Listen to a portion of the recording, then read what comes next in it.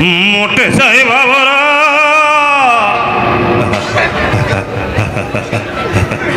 মোটে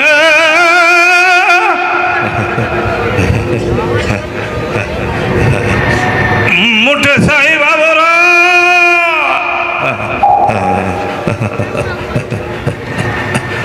মোটে বাবারা। বুড়ো বলে ভাববেন না বাবু, আমি ঠিক বয়ে নিয়ে যেতে পারি। তাই তো এই মাত্র একখান উড়োজাহাজ এলো না, তবে কোনো লোকজন দেখছে না কেন? তবে কি ওটা মালবাহী উড়োজাহাজ?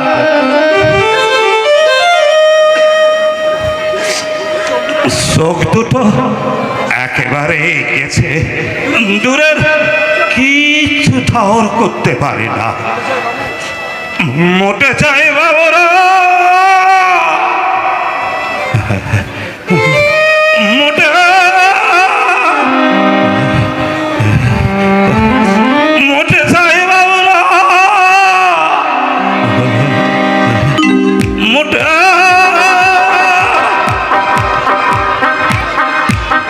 অনির্বাণকে দেখলাম প্লেন থেকে নেমে কাস্টমস অফিসে ঢুকতে।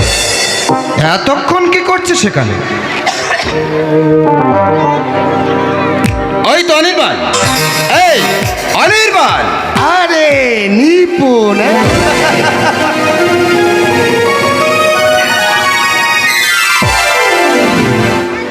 আমার চিঠি পেয়েছিস তাহলে? পেয়েছি বলে তো ঠিক সময় আসতে পেরেছি। তারপর কেমন আছিস বল? ভালো। বাড়ির সবাই? বাড়ির সবাই বলতে তো বাবা মা ভালোই আছে। আমার বাড়ির খবর? তোর বাড়ির খবর তো নিয়মিত চিঠিতে পুঙ্খানুপুঙ্খ রূপে তোকে আমি জানাই। তোর চিঠির এক একটা ভাষা মাঝে মাঝে আমার মনকে বিক্ষুব্ধ করে তোলে রে নিপুণ। অনির্বাণ, মনে হয় সমস্ত সভ্য জগৎ যেন আমার দিকে তাকিয়ে বিদ্রুপের হাসি হাসছে। নিজের মুখোমুখি দাঁড়িয়ে তখন শুধু যাকে নতুন খবর কি আছে বল? নতুন খবর বলতে মেসমশাই আর মাসিমা তোকে বেঁধে রাখার জন্য একটা ডানা কাটা পরি জোগাড় করেছে। নিজেদের উচ্ছৃঙ্খল জীবনের সুখ ভোগের জন্য যারা আমাকে চিরটাকাল অনাত্মীয়ের মতো দূরে সরে রেখেছে, তারাই আমাকে কাছে পেতে চাইছে। ভাবতে আমার হাসি পায় রে নিপুণ। কিন্তু একথা ভুললে তো চলবে না বন্ধু, যাদের প্রতি তোর এত আক্রোশ, এত ক্ষোভ, তারাই তোর বাবা মা। বাবা মা, হ্যাঁ, তারা আমাকে কষ্ট করে এই পৃথিবীতে এনেছে। পোষা জন্তুর মতো তাদের খেয়ালে এতদিন আমাকে চলতে হয়েছে। টাকা পয়সা খরচ করে আমাকে লেখাপড়া শিখে এতটা বড় করে তুলেছে। এত সব ভুলি কি করে বল? তুই বড্ড ভাবিস বলে তোর মনে এত ক্ষোভ জন্মে। ভাবতাম না রে নিপুণ, ভাবতাম না। যদি জগতে ভালো মন্দ শব্দ দুটোর অর্থ আমি না বুঝতাম, যদি জগতে আর 5 জন ছেলে মেয়ের প্রতি তাদের মা বাবার ব্যবহার আমি না দেখতাম, মন থেকে সব ধুয়ে মুছে ফেল, দেখবি অনেক শান্তি পাবি। জগতে সবার মন সমান হয় না রে নিপুণ। অনির্বাণ, চন্দ্র সূর্য একই আকাশে ওঠে, আলোর প্রাণও তাদের এক, অথচ একটা প্রখর একটা শীতল। যাকে তোর ওই ডানাকাটা পরীর খবরটা বল। পরীটার নাম কি রে? বৈশালী। বৈশালী, বৈশালী নামটা যেন কোথায় শুনেছি, কোথায়? ও হ্যাঁ হ্যাঁ, মনে পড়েছে, বিলেশ্বর কাঞ্জিলালের মেয়ে, তাই না? Right. হ্যাঁ, বছর 5 আগে যখন একবার বাড়িতে এসেছিলাম, তখন তোর ওই বৈশালীর সঙ্গে আমার আলাপ হয়েছিল।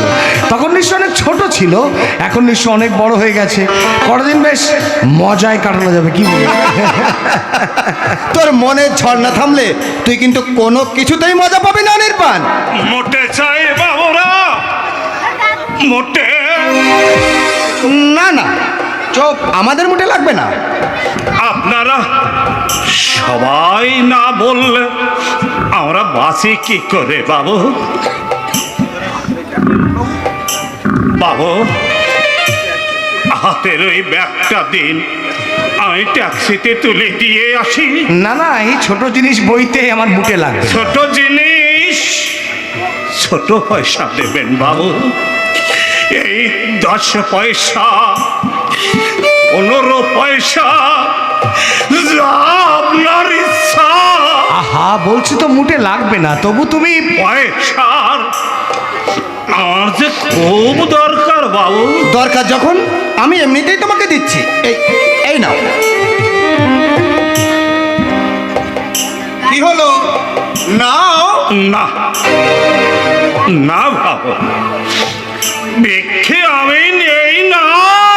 ভিক্ষে নাও না। বাবা বাবা বা দারুণ মর্যাদা বোধ তো। তা কত হলো? কে বাবু?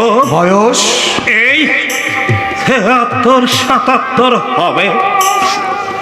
ওপারে যাওয়ার আমার যে সময় হয়ে এসেছে বাবু। যা বয়স, তোমাকে বইতেই তো মুটে লাগে, অথচ তুমি নিজে মুটে। হ্যাঁ? ছেলে মেয়ে কেউ নেই নাকি?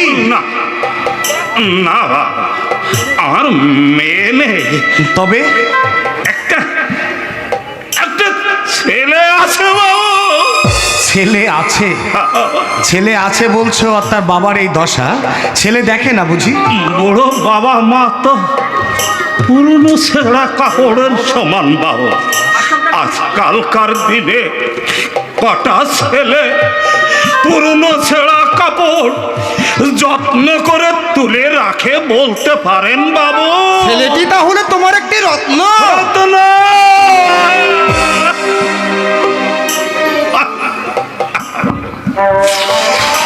রত্ন রত্ন করে আমি তাকে গড়ে তুলতে চেয়েছিলাম বাবু। এই হাতে দিনের পর দিন কাস্তে টেনে লাগল ঠেলে তাকে আমি লেখাপড়া শিখিয়েছিলাম বাবু। একটু একটু করে জমি খুইয়ে মাঠে কিষেনের কাজ করে তাকে আমি ডাক্তারি পড়ার খরচ চুকিয়েছিলাম বাবু। ভেবেছিলাম আমার ছেলেটা ডাক্তার হবে, ডাক্তার হয়ে গায়ের মানুষের কল্যাণ করবে। তাই তো অনেক আশা নিয়ে তার নাম রেখেছিলাম উজ্জ্বল। কে কে কি নাম বললে? ও উজ্জ্বল। উজ্জ্বল? হ্যাঁ, উজ্জ্বল কি? হালদার। কিন্তু জানেন বাবু, আর উজ্জ্বল কিন্তু আর উজ্জ্বল হলো না। একটা অনাজানি মেয়েদের পাল্লায় পড়ে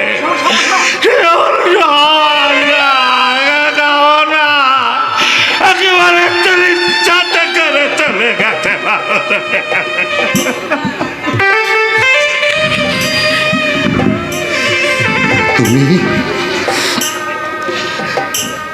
তুমি উজ্জ্বল হালদারের বাবা?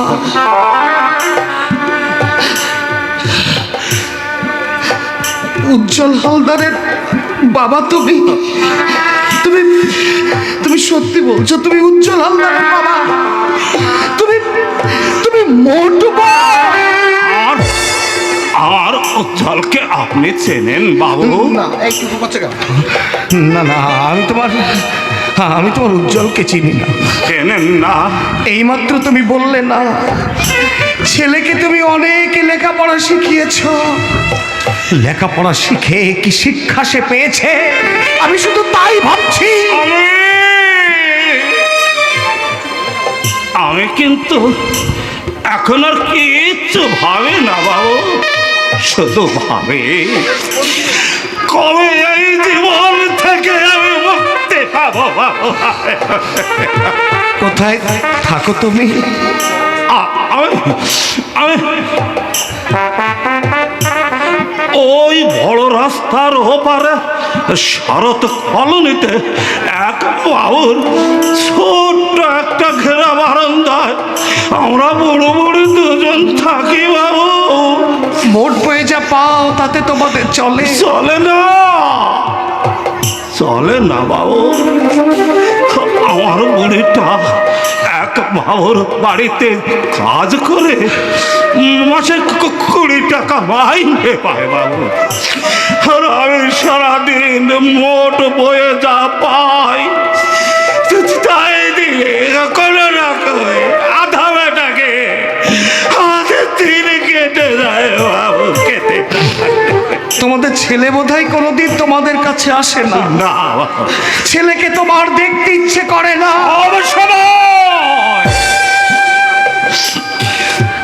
সব সময় আমি তাকে বলে থাকতে চেষ্টা করি বাবু।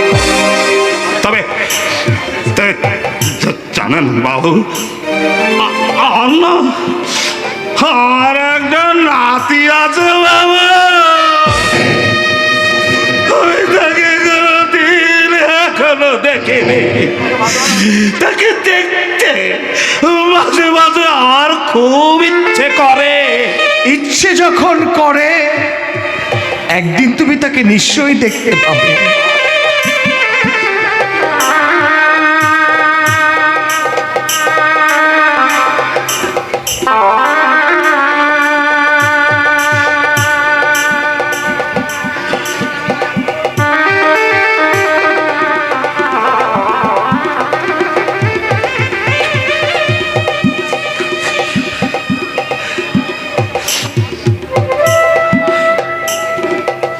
ব্যাগটা ট্যাক্সিতে তুলে দেব বাবু। বাবু, আমি বাবু আর তুমি মুটে, পাশাপাশি ছবি দুটো কি সুন্দর, কি অসাধারণ, কি অদ্ভুত। তুমি তুমি আর কখনো কোনোদিন এখানে মোট বইতে এসো না। তাহলে আর চলবো কি করে বাবু?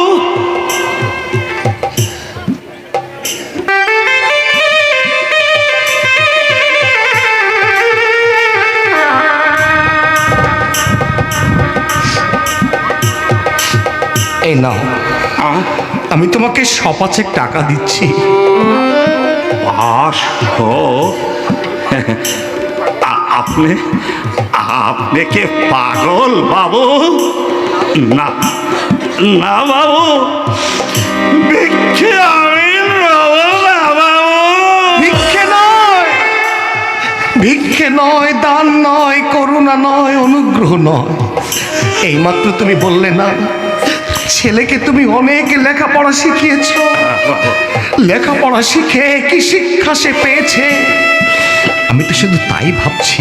আমি এটা এটা ভিক্ষে নয়। তুমি তো বললে তোমার একটা নাতি আছে। মনে করো তোমার সেই নাতি তোমাকে অচেনা বলে সংকোচ হচ্ছে। অচেনা হলেও বয়সটা তো দাদু নাতি। নাতি দিচ্ছে দাদুকে। এখানে মান অপমানের কিচ্ছু নেই গো, আছে শুধু প্রাণের আদান প্রদান। না,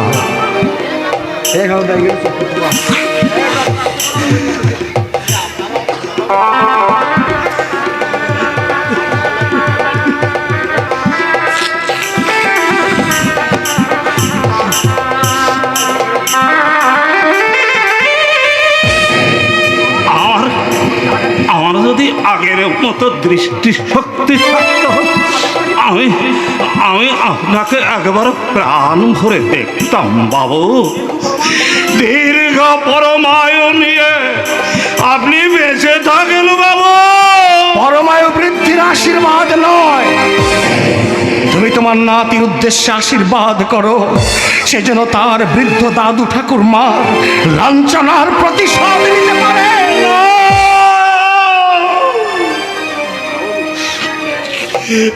না না বাবু, তেমন আশীর্বাদ আমি করতে চাই না বাবু।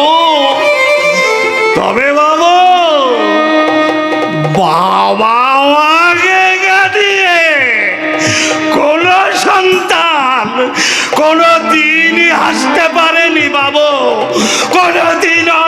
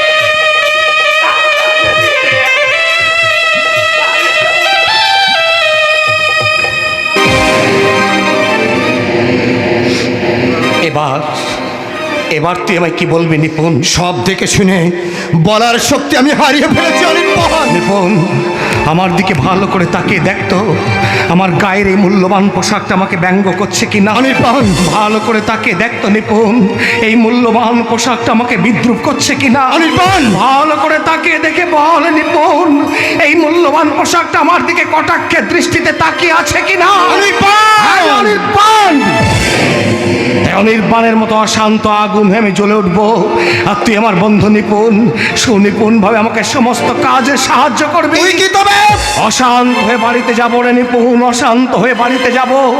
এত অন্যায় দেখেও আমরা যদি অশান্ত না হই, তাহলে আমার ঠাকুর তার মতো বুটেতে অনির্বাণ, এই দেশটা যে ভরে যাবে রে নিপুণ, এই দেশটা যে ভরে যাবে রে নিপুণ, দেশটা ভরে। অনির্বাণ, অনির্বাণ,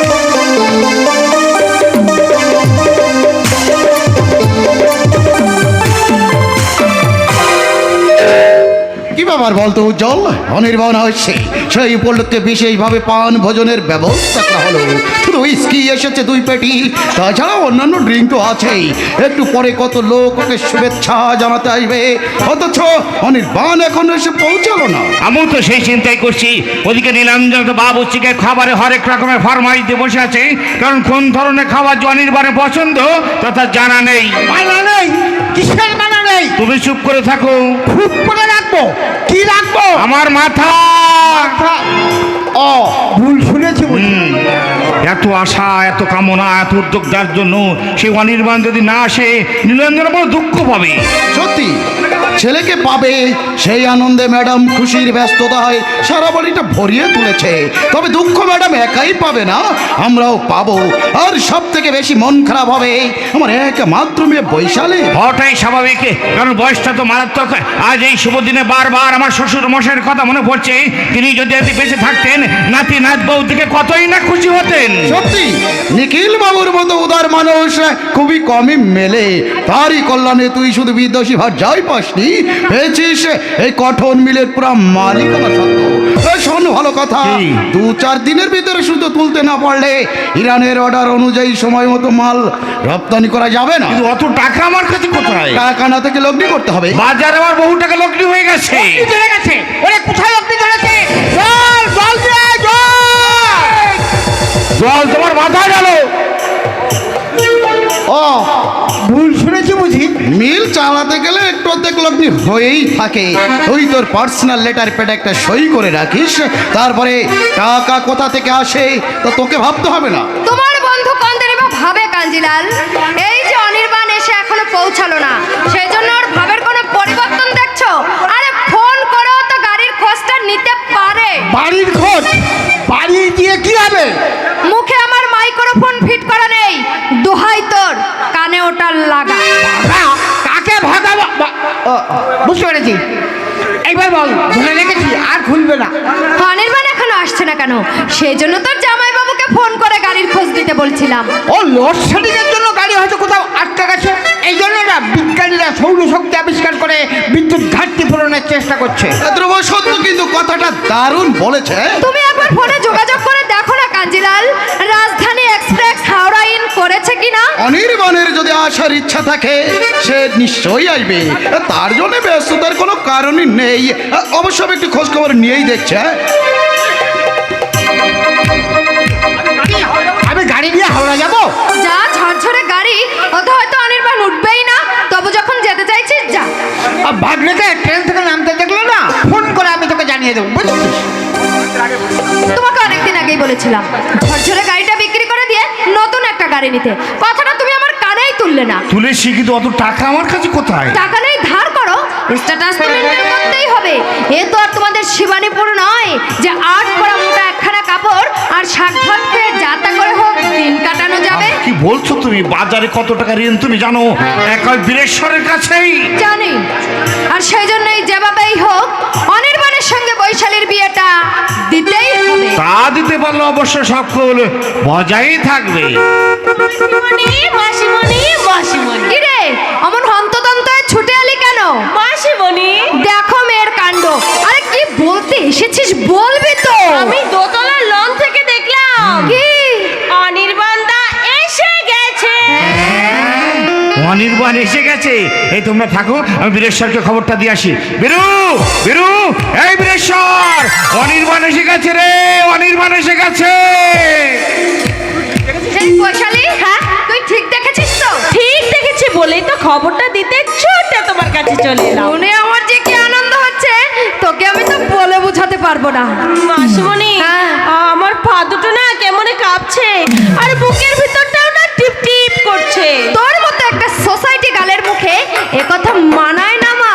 আচ্ছা মাসিমণি, অনির্বাণের যদি কোনো মেয়ের সঙ্গে ভাব ভালোবাসা থেকে থাকে, তা যদি থাকে তাহলে তুই তোর ভালোবাসার শক্তি দিয়ে তাকে সরিয়ে অনুর মনে জায়গা করে নিবি। ম্যাডাম, ম্যাডাম, অনির্বাণ এসেছে শুনলাম, কই কোথায় সে? বড় রাস্তার মুখে আমি তাকে ট্যাক্সি থেকে নামতে দেখি। তাহলে এক্ষুনি এসে পড়বে। অনু এলে শিষ্টাচার ছুটুক, দু চারটা কথা ছাড়া কেউ কোনো কথা বলবে না।